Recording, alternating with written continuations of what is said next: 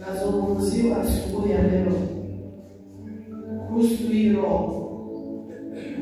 Kama wewe ni mwanadada, kama wewe ni mwanaume, basi maandiko yanasema na mtu yeyote ama mtu aliyezaliwa na mwanamke ufanya nini? Mtu aliyezaliwa na mwanamke ufanya nini? Ufa. Haleluya.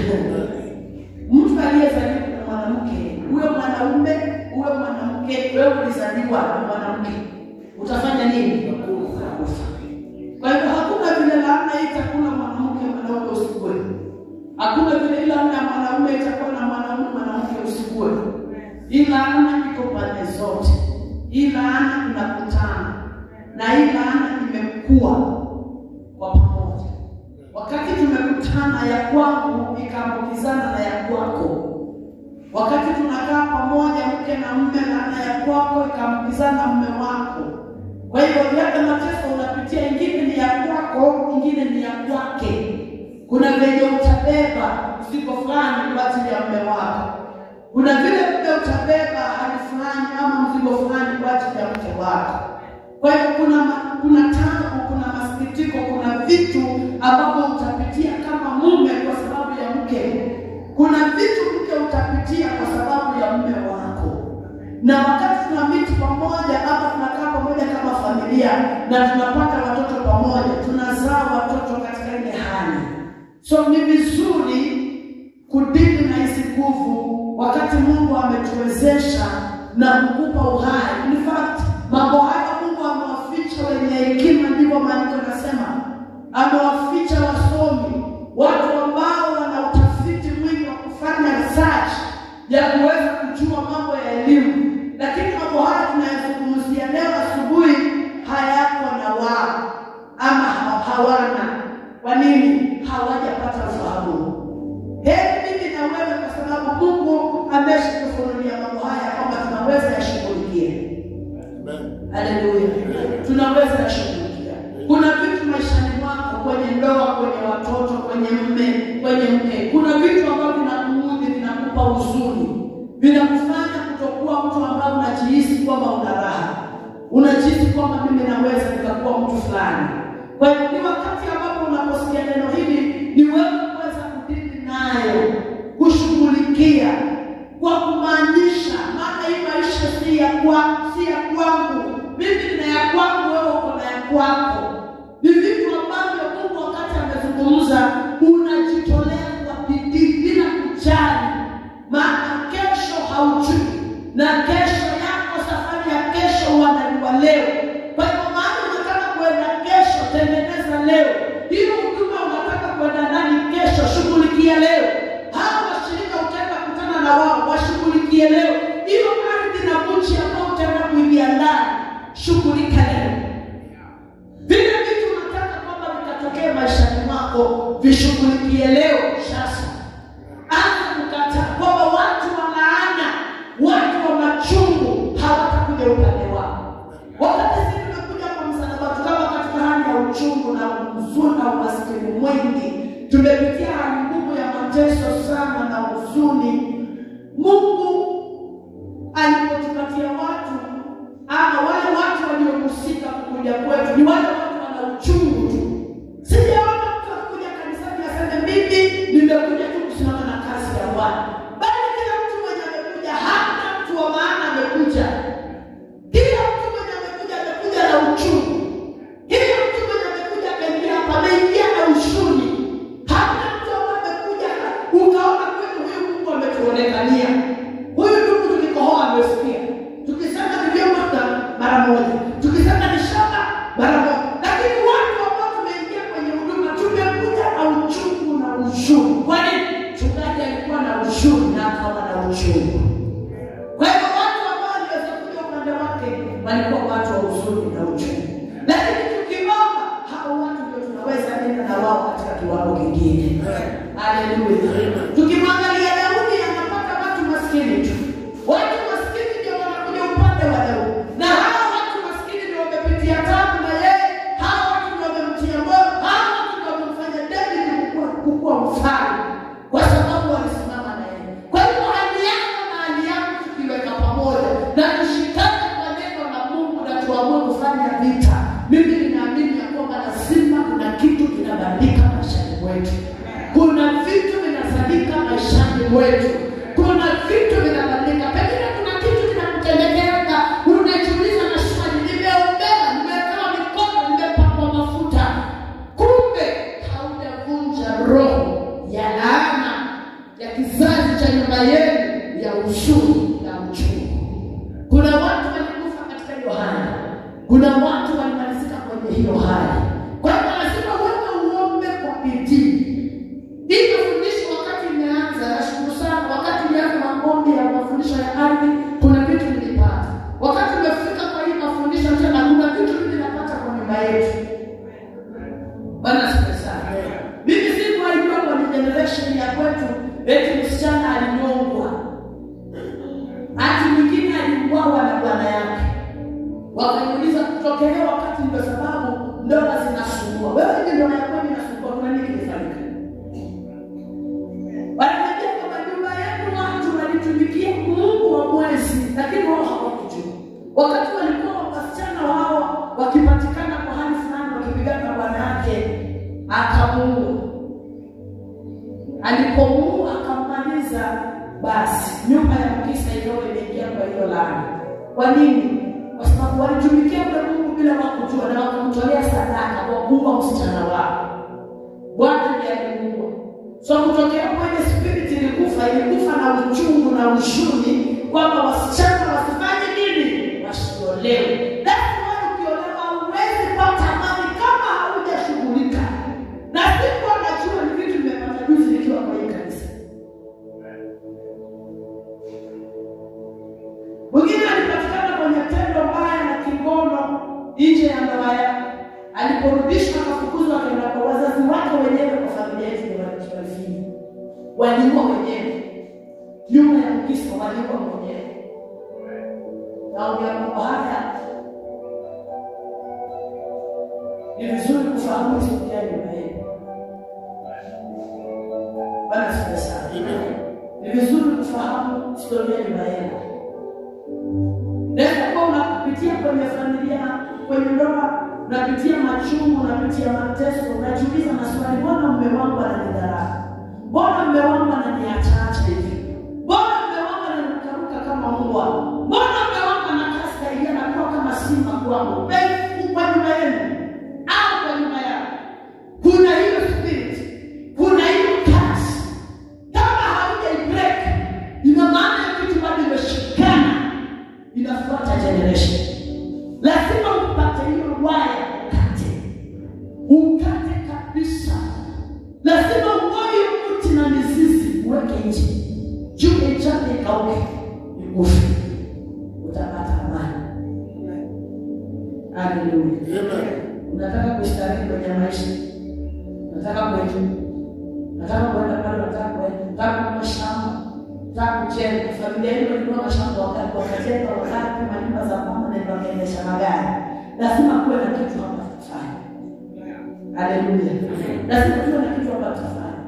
Nilimwambia unaweza kuwa familia yako na utajiri, na pengine tena hiyo utajiri mtu msingi yenye utajiri na jenga juu yake. Lazima wewe utaomba Mungu akupe utajiri yako. Lazima utaomba Mungu akupe pesa yako. Wewe asitakaona mbele. Ni gari ni maombi. Asipofanya kwa bidii mali amekwenda, hamna gari, hamna nyumba, hamna wokovu, hamna Mungu. Kwa hiyo tunazungumzia vitu ambavyo vinatendeka. Ukiangalia watu wanasumba kwa nyumba yenu, angalia wasumba. Watu wanaoa wake wanaenda kuzaa mtoto hapa na mwingine, hiyo kitu inafuata. Kuna watu wanauawa kwa sababu ya mapenzi. Kwa sababu ya mapenzi. Familia yako pengine watu walikuwa utakataa tu mwanaume tena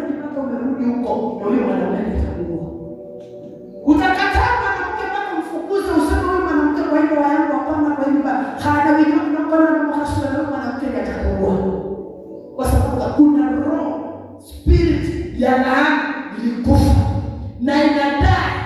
Shetani anataka wafuasi, Mungu anataka wafuasi. Na shetani naye anataka wafuasi, yeye huja haraka. Na ndio maana njia yake ni pana. Wanaoiona ni wengi kuliko kuona ile ya Mungu. So ni vizuri kufanya maombi. Bwana asifiwe sana. Sema kwa jina la Yesu. Sema kwa jina la Yesu. Sema kwa jina la Yesu. Kila roho ya laana, laana ya uchungu, laana ya ushuru, laana inayoniandama, chochote nikikikana najipata nimerejelea. Chochote nikikikana napata nimerejelea. Laana ya dhambi, laana ya kifo, laana ya magonjwa, laana ya maradhi, laana ya umaskini, laana ya kifo cha mapema inayoniandama, kunifuatilia, kunivuta na kunirejesha nyuma. Mahali nimekataa najipata nimerudi. Mahali nimeondoka najipata nimerudi. Kumbe ni kamba, kumbe ni nyororo, kumbe ni mshingi, kumbe ni jela ya laana ya ushuni na uchungu. Sema kwa jina la Yesu. Wewe laana unanizungusha zungusha mahali pamoja, leo ninaikatakata hiyo laana. Leo nakatakata hiyo laana.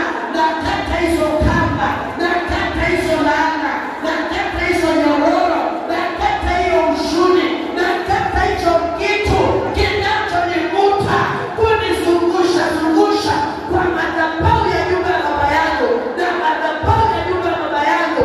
Hiyo roho ambayo inataka kuniua, hiyo roho ambayo inataka kunimaliza, hiyo roho inayoniita, inayonitaja kwa jina la Yesu, haribika na moto, haribika na moto, teketea na moto, haribika na moto. Ninaikata hiyo laana, kata hiyo laana, nakata kila laana, laana ya kizazi, laana ya kifamilia, laana ya kitofu, laana ya kimajina, laana ya sura, laana ya kitabia, laana ya uchungu, laana ya ushuni ambayo imekaa ndani mwangu, ambayo imekaa ndani mwangu, imepata madhabahu ndani mwangu, imejenga nyumba ndani mwangu, inakaa kwa mgongo, inakaa kwa kiuno, inakaa kwa magoti, inakaa kwa miguu, inakaa kwa mabega, inakaa kwa kifua, inakaa kwa shingo, inakaa kwa kichwa, inakaa kwa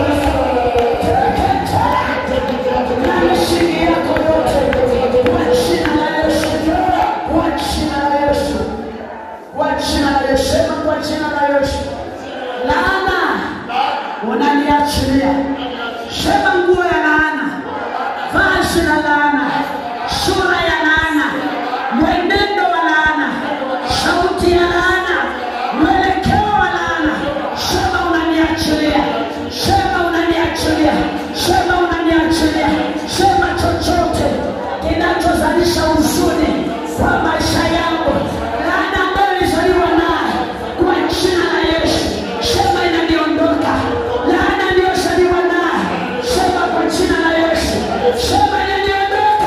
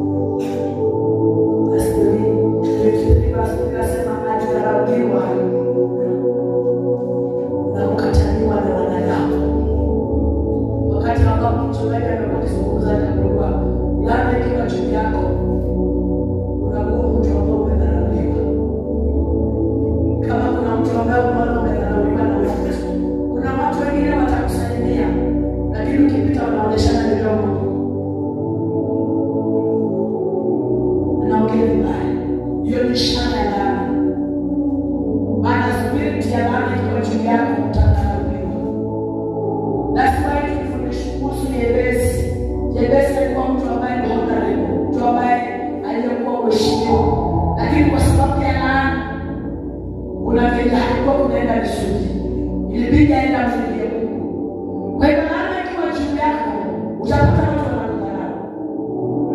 Hata unaongea pointi yako yote, umeingia maombi yako na mfungo, umejaribu kuongea kitu, harufu yako kutoka nyamaza kama kuna kitu unaongea. Nijaribu kutoa neno sana hata kuna kitu unaweza ongea. Najaribu kujitetea maongea mambo mazuri lakini hakuna kitu kinatokea. Laana inafanya mtu kudharauliwa. Laana inafanya mtu kudharauliwa. Laana inasababisha mtu kukataliwa na watu. Kama unakataliwa, angalia maisha kutoka utotoni. Pengine uko kwenye kikundi, unacheza pamoja, mnakasudia, unapata wameshikana wale wamekuacha peke yao. Unajaribu kuweka kuingia mikononi mwao mchezeko nao, wao wanafukuza. Wanatengeneza bodi yao, wanacheza kati. Wewe ukienda hapo unasema mimi sitaki kwenda fulani. Kila mtu anakataa. Lakini ikiwa kwako watu wanakataa, watu wanakudharau, then watu wanakukataa, hakuna kitu utaanzisha kisasini. Hakuna kitu utapanda kifanye vizuri. Hakuna mradi utakuwa na uendelee. Hakuna kazi utakuwa na uone watu wakija tu kama vile wanaenda kwa duka ya fulani, hawatakuja kwako. Wakija leo kesho utasikia wamekuongea. Wakija leo wanaenda na kubadiliza maneno. Wakija leo wanaenda kusema nimeunganika. Jamani, umefanyia unajaribu kuongelesha watu. Hapo sinaweza kuandikwa na ndugu yake yote. Anafanya na watu maombi. Wengine anawatia moyo. Wanasema mshtuka. Wewe una marafiki? Hakuna. Lakini kwa juu yako inasababisha watu wanakukataa. Watu wanakukataa. Ukiangalia sababu hizi hauoni. Mtu anakuwa rafiki yako leo, lakini kesho mtu si rafiki yako tena. Watu wanakuahidi vitu, wanakuambia kufanyika, kutengenezeka, wewe ni mtu mwema. Kesho na kesho nyingine, wewe si mtu tena. Wewe unaoa watu, wewe shughulika na laana. Haleluya. Maana hatuwezi pita kwa laana yako wewe haujaika. Kama wewe hujaiweka chini, haujaivua, haujaikataa, hakuna vile Mungu atakuja kupita kwa laana zinanisumbua. Akanipeleka mahali mimi mwenyewe sitakataa. Haleluya. Kwa hiyo lazima ukatae. Laana imubariki. Wewe msungana na mama yako na baba unaona wakicheka. Kwa mama kijana kingeti wakitoka wanaenda safari. Wakija pamoja mama anachukua ugali anaweka kwa sahani anakula, baba anachukua baseni sahani anakula. Siku gani? Wewe unataka nani akufanyie atoke wapi? Lazima uvunje hiyo laana. Tusemezane uke mgani hapa anaweza kuchukua brashi moja ya meno na mwana yako. Sio mgeni tusemezane. Nani? Aliye siku moja. Ni mmoja ama ni wawili? Na wao hawezi kujaza brashi moja. Kama yako imepotea kwa kutia kwako, yeye atumia kwako. Mbona? Utaanzaje? Siku umepika ugali ukaweka kwa meza kukula pamoja. Kelele inaanzia from moja unakata yako na kiliko neno na kau. Mwingine anao mkono natoka anatoka ile kwa meza. Laana ile mambo inafanya kazi. Labda ikiwa kwako kuna siku utapata amani. Hata ujaribu. Hata ujitolee. Hata usimame. Hata upatiane. Hata usaidie mtu kuamsha kutoka chini hadi umuongeshe. Kesho tena utasikia ukashangaa. Wala sio sana. Laana lazima tukatae. Amen. Lazima tukatae laana. Lazima tuivunje laana. Laana ya kudharauliwa. Unadharauliwa tu. Unaongoza wamama, unaongoza wanaume, unaongoza vijana, unafundisha mtoto na sana siku ukifika nyumbani wewe unaongea kwa ujui. Ujui. Unajua. Wewe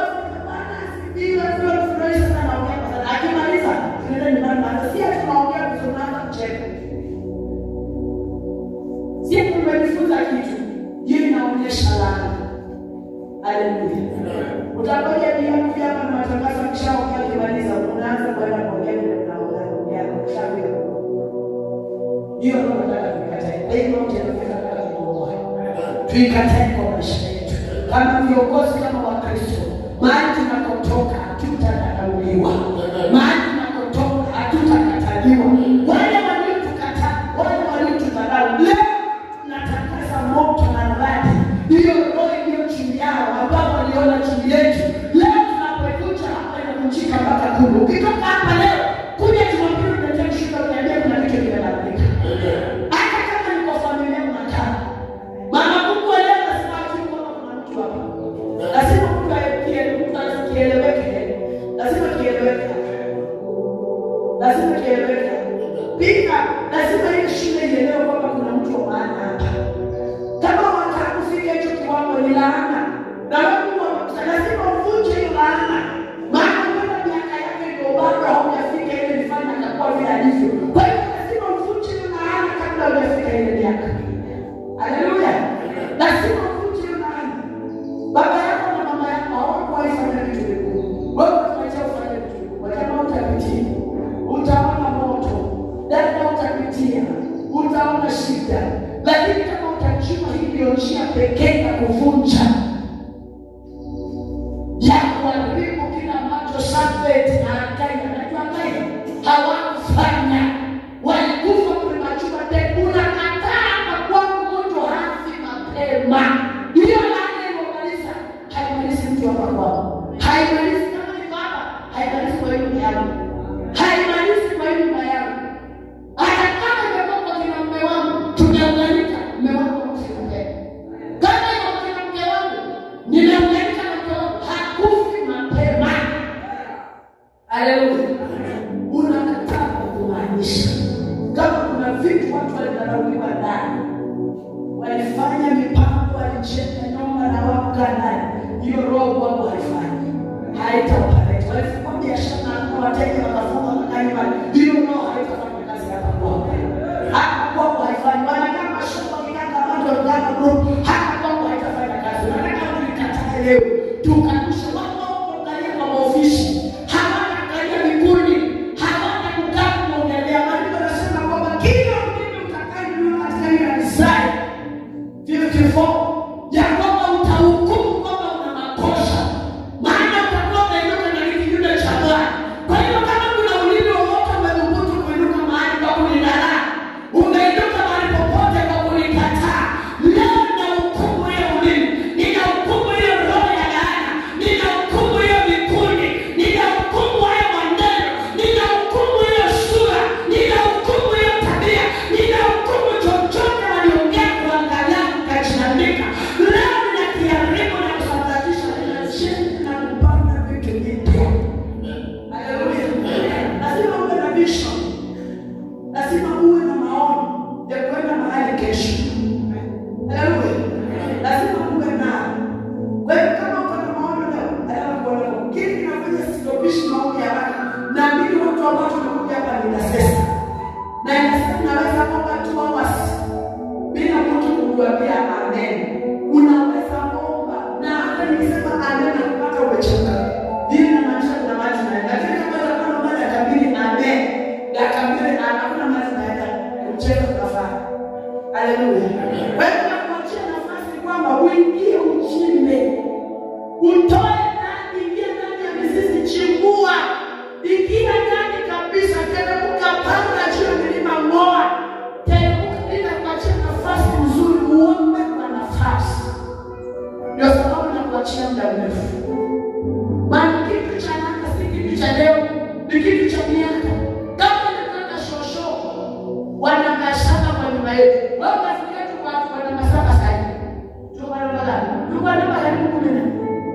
Kama kuna mtu alikuwa hapa na nyoka ya miaka 50. Sasa, wewe unafikiria wewe shosho yako kwa sasa kwenye generation. Ndio walifanya vitu vibaya. Sasa, wewe unafikiria wewe ni maana unafanya nini? Kwa hiyo ni kitu ambacho nataka uombe kwa muda.